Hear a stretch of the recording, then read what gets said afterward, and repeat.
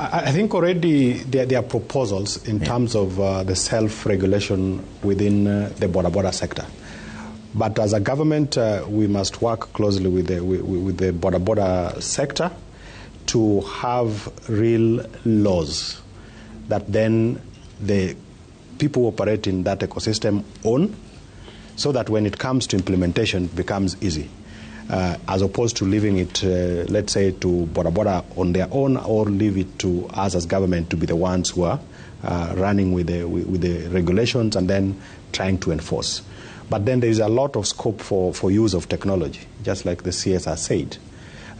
In the more remote areas, it's still possible to utilize or to make use of technology by way of you still have where you can have cameras, but also the phones, so that if there are offenses, you can easily punish, but then also you are able to monitor who is moving from one point to the other.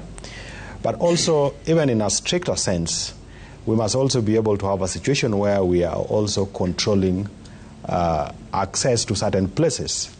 In cities like you go to Addis, you'll struggle to see Boda Bodas in certain spaces, because you have walkways, people are supposed to walk, because you don't want to have chaos all over.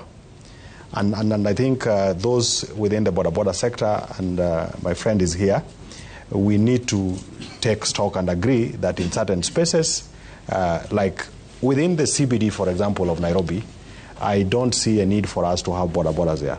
But whether it is in the residences or out of town, they play a very big role. But then we just have to tidy the space, working also with the county governments, because they have a role to play as well. So when will that decision be taken to have Boda Bodas out of the CBD? We already are having conversations, so I cannot put a fixed timeline, but that will depend on how fast we're able to bring everybody on the table and then agree on how to do that, because then you also have to have the input from the county government, because they also have a big responsibility on that. All right. Yeah. So when the question